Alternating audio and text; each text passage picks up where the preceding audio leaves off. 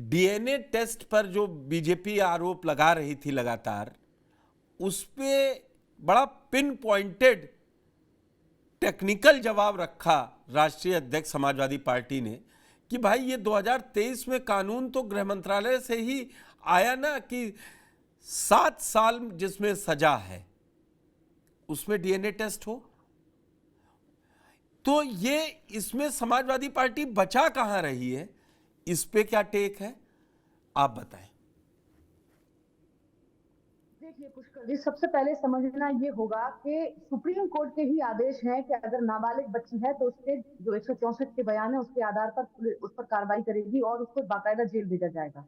रही बात ये डीएनए वाली राजनीति की, ये अखिलेश यादव जी जानबूझकर कर रहे हैं, चूंकि एक समाज में इनका ये 20% का जो एक अल्पसंख्यक के नाम से समाज जाना जाता है, उसको ये मैसेज देने की कोशिश कर रहे हैं। अपर्णा जी, देखो मैं क्या अखिलेश यादव या समाजवादी पार्टी के किसी नेता ने, वहां के स्थानीय नेता, पूर्व विधायक रहे हैं, मंत्री रहे हैं, उन लोगों ने क्या इस किसी आरोपी की गिरफ्तारी के खिलाफ गए, थाने में धरना दिया या रोका? मैं आपको बता रही हूँ, धरना देंगे तो ये मुंह नहीं दिखा पाएंगे। अब अगर अखिलेश यादव जी का बस चले एक विशेष समाज को बचाने के लिए तो ये भी कर सकते हैं, लेकिन उनको मालूम है कि हमें सत्ता सरकार चलानी है, हमें सत्ता में आना है, वोट बैंक पाना है। उन 20% लोगों को ये मैसेज दे रहे हैं और कुछ भी नहीं है, सिर्फ और सिर्फ ये बताने की कोशिश कर रहे हैं कि देखो मैं तुम्हारे साथ नाइंसाफी नहीं होने दूंगा, मैं तुम लोगों के साथ खड़ा हूँ। इसी हिसाब से मुझे लगता है इनकी मानसिकता दर्शाती है कि अगर अपना भला होता है तो अखिलेश यादव जी कोई भी बयान दे सकते हैं। मुझे लगता है ये बहुत ही गैर जिम्मेदाराना बयान है, उनको वापस लेना चाहिए। और अगर इतने ही वो सीरियस है उस पीड़िता को लेकर, जो कि पीडीए का नारा भी देते आए हैं, तो वो तो अति पिछड़े समाज से भी है, तो क्यों नहीं उसके पास गए अभी तक मिलने के लिए, या फिर उस व्यक्ति को जो गैंग रेप कर रहे हैं उस व्यक्ति को, जो इनकी समाजवादी पार्टी के नगर अध्यक्ष भी है, तो उसको क्यों नहीं अभी तक निकाला गया? क्यों अभी तक कमेटी का ही वेट कर रहे हैं? क्यों अभी तक उसमें जांच भी? लड़की तो बोल रही है ना, बाकायदा जज के सामने भी बोला जाकर, तो आप किस बात का वेट कर रहे हैं? इस बात का वेट कर रहे हैं कि अब वो आप कमेटी बिठाएंगे? आप उत्तर प्रदेश में पुलिस पुलिस प्रशासन को 2.5 महीने बाद क्यों समझ में आया? जब तक मुख्यमंत्री ने इंटरवीन नहीं किया, वो 2 महीने तक भटकती रही, तब समाजवादी पार्टी ने रोक रखा था।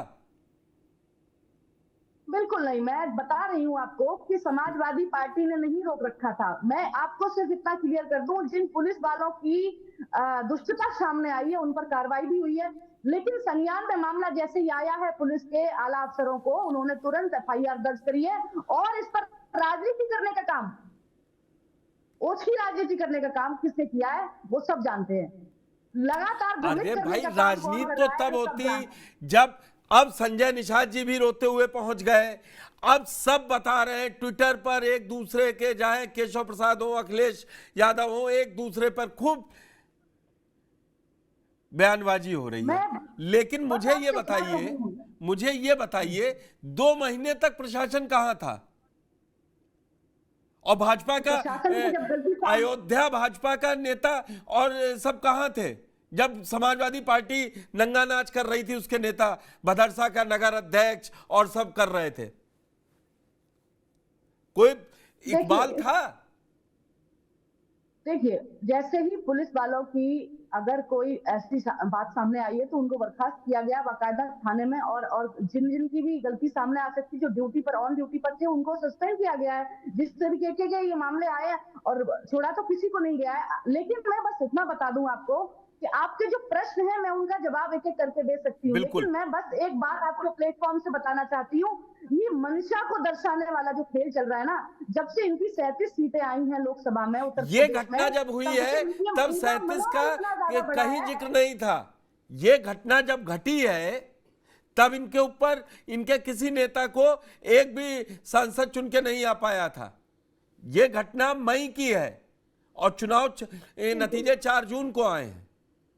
मैं अखिलेश यादव जी के बयान के अपेक्ष में ये बात कर रही हूँ, न कि मैं इस घटना के अपेक्ष में बात कर रही हूँ। मैं उनकी मंशा को बताने की कोशिश कर रही हूँ कि अगर इनकी अपनी सरकार होती तो उस अपने व्यक्ति को बचाने के लिए मीडियाबाजी ना हो जाए, उसको बचाने के लिए कहीं ना कहीं उस बच्ची की हत्या तक करा दी गई होती, क्योंकि ऐसे पुराने मामले देखने में आए हैं कि लोगों ने अपनी अरे एफआईआर तक भी दर्ज करा सरकार पाई लॉ है एंड ऑर्डर इनकी पर सरकारों में। सबसे क्यों ज्यादा बताओ कि भारतीय जनता पार्टी में योगी जी की सरकार है। बिल्कुल योगी जी की सरकार है, इसीलिए हत्या नहीं हुई ना आपके हिसाब से। तो फिर उसी योगी जी की सरकार में कहां थे 2.5 महीने तक? कानून व्यवस्था का सवाल आपसे ही होगा, अपर्णा दीक्षित जी से होगा। आजम खां से जो मुझे सवाल करना है वो आजम खां से करूंगा। पूरी बात हो तो मैं आपको बताऊं कि बोलिए। अगर आपको ऐसा लगता है कि भारतीय जनता पार्टी या फिर पुलिस प्रशासन अपने लोगों को बचाने की कोशिश कर रहा है, तो बिल्कुल ही इसमें असत्य, ये बिल्कुल असत्य है। जैसे ही मामला संज्ञान में आया, आला अफसरों के उन पुलिस वालों पर भी कार्रवाई हुई है। किसी को बचाने की तो कोशिश नहीं की जा रही है, बिल्कुल भी नहीं। और इसका कड़ा विरोध भी करा जा रहा है कि इस तरीके के मामलों को बाकायदा बुलडोजर चला के, मुझे तो ऐसा लगता है ऐसे अपराधियों को सार्वजनिक तौर पर बुलडोजर उनके ऊपर चलाना चाहिए, ताकि एक मैसेज जाए समाज में कि इस तरीके की जिनके मन में भी अगर ये शंका पल रही है तो वो इस तरीके का कृत्य न करें। ऐसा एग्जाम्पल सेट करना चाहिए। और बिल्कुल भारतीय जनता पार्टी में मुझे ऐसा लगता है कानून व्यवस्था को लेकर कोई हस्तक्षेप नहीं कर सकता, क्योंकि कानून व्यवस्था सुदृढ़ रूप से ही चलाई जा रही है। और आज उत्तम प्रदेश है, जंगल राज से उत्तम प्रदेश बना है। और जहां 2.5 महीने रिपोर्ट नहीं लिखी जा रही है वो उत्तम प्रदेश है। जहां 2.5 महीने रिपोर्ट नहीं लिखी जा रही है, एक पीड़ित मां वो दर दर भटकती रही, ये पता ही नहीं चला कि 2012 से वहां चौकी उसी आरोपी के घर में चल रही थी। निश्चित रूप से ये बहुत ही भयानक है, निश्चित रूप से ये भयानक है। ये पुलिस वालों की कौन गलती सो है, रहा मैं था? कह रही हूँ। मैं यही तो जानना चाह रहा, सो कौन रहा था? तो जो समाजवादी सो रहे पार्टी थे, नंगा उनको नाच कर कार्रवाई रही थी, हुई है भाई। इसका जवाब प्रवक्ता सपा देंगे। लेकिन जब आप हर गलती पे कह रही हैं, जब संज्ञान में आया तब थोड़ी ना चलेगा। गलती को, पुलिस वालों की गलती को मैं सार्वजनिक रूप से मान रही हूँ कि उनकी गलती रही कि उन्हें 2.5 महीने भटकना पड़ा। लेकिन मैं ये भी कह रही हूँ, जैसे ही मालूम पड़ा आला अफसरों को, इस पर कार्रवाई भी हुई। मैं ये भी कह रही हूँ, उन पुलिस वालों की गलती थी तो उनको सस्पेंड किया गया। ठीक है, उनको सस्पेंड किया गया। बरखत रेहान जी, जो अपर्णा जी बात कह रही हैं, अगर उसी बात को मैं ऐसे समझूं कि अवधेश प्रसाद ने कह दिया कि अब फांसी दे दीजिए, अखिलेश यादव भी कह रहे हैं कि निर्दोष पे कार्रवाई ना हो, जो सबसे कड़ी से कड़ी सजा हो और दोषी को दी जाए, तो उनके भी संज्ञान में किसी को मालूम थोड़ी ना रहता है। लेकिन सियासत है इसमें। आऊंगा दूसरे राउंड में। पहले राउंड में आप ये बताइए कि इसमें पहले सिर्फ पुलिस पर ठीकरा तोड़ने के बाद क्यों सियासत हो रही है? हमाम में सब नंगे हैं। वाह। सिर्फ और सिर्फ इस मुद्दे पे, महिलाओं के जो मुद्दे हैं उस पे सिर्फ और सिर्फ सियासत होती है। जिस दिन ये सियासत बंद हो गई, वाकई ही महिलाओं के मुद्दे भी खत्म हो जाएंगे, बिल्कुल उनको सोल्यूशन मिल जाएगा। ये बहुत शर्म की बात है, दुर्भाग्यपूर्ण बात है कि हम एक बच्ची पर भी सिर्फ और सिर्फ, बच्ची के रेप पर सिर्फ और सिर्फ सियासत कर रहे हैं। पुलिस प्रशासन सब पहले तो सो रहा था, लेकिन जब नींद से उठे तो ये सब मिलके सिर्फ और सिर्फ सियासत कर रहे हैं। और ये कोई ना पहली घटना है और ना ये कोई आखिरी घटना है। ये घटनाएं होती रहेंगी और ये सियासत करते रहेंगे। बेचारे उस परिवार से सोचिए, पूछिए जिसकी बेटी के साथ ये हुआ है। ये दुष्कर्म जब होता है तो पूरी जिंदगी वो बिटिया, पूरे परिवार के लिए दर्द रहता है। अपने आप को आईने में नहीं देख सकती वो बिटिया। तो ये पीड़ा तो वो माँ बाप, वो बेटी, वो भाई बहन ही समझ सकते हैं। और हम और आप बैठ करके यहाँ पे चर्चा कर सकते हैं। लेकिन शर्मनाक है ये नेता जो सिर्फ सिर्फ बयानबाजी कर रहे हैं। कोई किसी को बचा रहा है, कोई किसी को कह रहा है बिल्कुल कि इसको तुरंत अरेस्ट करो, कोई बचाने पे लगा है, कोई रिलीजन देख रहा है कि अच्छा मुसलमान है तो बचा दो, कोई ये सब गलत है, नहीं होना चाहिए। हमें कोई रिलीजन इसमें नहीं दिखना चाहिए। बस जो रेपिस्ट है उसे कड़ी से कड़ी सजा मिलनी चाहिए, जिससे कि एक नजीर पेश की जा सके। और नजीर हम पेश नहीं करते, हम सिर्फ सियासत सियासत सियासत, जो ठीक कि है। खौफ खौफ बढ़ता जा रहा है कि हर बात में, हर मुद्दे पे सिर्फ सियासत ही तो होनी है, और मुजरिम जो है वो छुट जाता है क्योंकि उसको बड़ा टाइम मिल जाता है। अब वो इतना लंबा केस चलता रहेगा। मुझे तो लगता था अब तुरंत करना चाहिए था रिकमेंड की फास्ट ट्रैक कोर्ट में जाए ये मामला। अभी तो लिपापोती चालू है ना, लिपापोती चालू करते रहेंगे, इतना गुमराह कर देंगे, इतना परेशान कर देंगे क्योंकि अब कि सबूत कहाँ ये मिलने केस हैं। अपनी मौत खुद ही मर जाए।